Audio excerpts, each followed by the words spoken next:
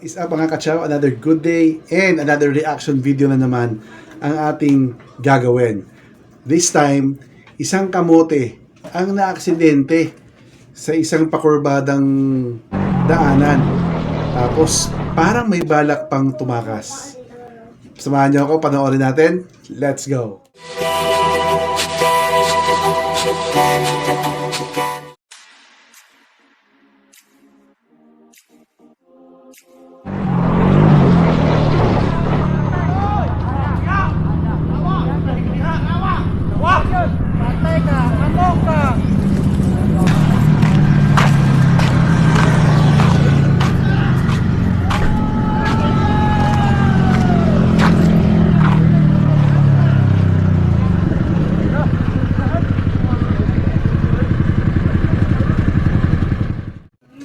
Ayun na nga mga kasyaw. Kung makapapansin nyo, no, sinuwerte pa tong kamoting to dahil gulong yung tinamaan niya dun sa may SUV. Mapapansin nyo, hinahanap ng mga may-ari ng sasakyan yung tama.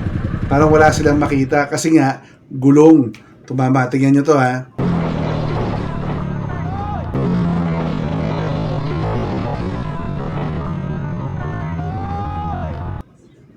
Tapos ito pa yung medyo nakakatawa dito sa kamoting to. Hindi ko alam kung bakit nagmamadali siyang tumayo at kumaripas dun sa motor niya pagkatapos siya na-aksidente. Siguro, hindi ko alam ha.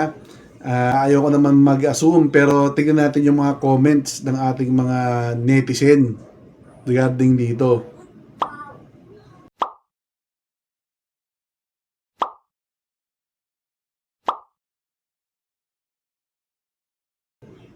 Karamihan nagsasabi na parang balak takasan ni Sir Kamote yung yung nabangga niya.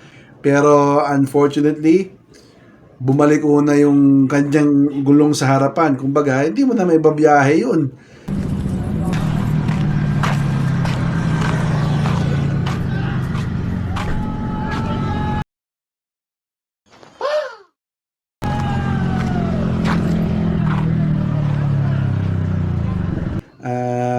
Sabi nga nung isa siya gusto niya pang tumakas pero yung motor niya ayaw na, parang gano'n.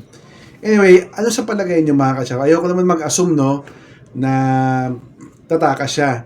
Pwede rin naman na nagmamadali kasi baka mamaya may sasakyan, mabangga yung motor niya or nataranta siya, adrenaline rush. Pero sa itsura niya, parang may iba talaga siyang balak Ayun lang mga kasyaw. I suggest, tuwing babiyahe tayo, huwag maging kamote sa daan.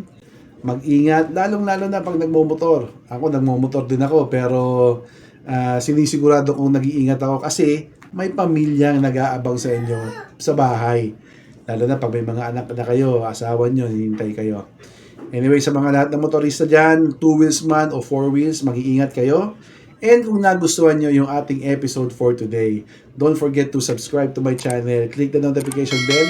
Bigyan mo na rin ako ng thumbs up. Bisitahin mo yung channel ko para makita mo pa yung iba't iba nating reaction videos, mga kachaw. So, maraming salamat sa panonood mga kachaw. Stay safe lagi. Ciao!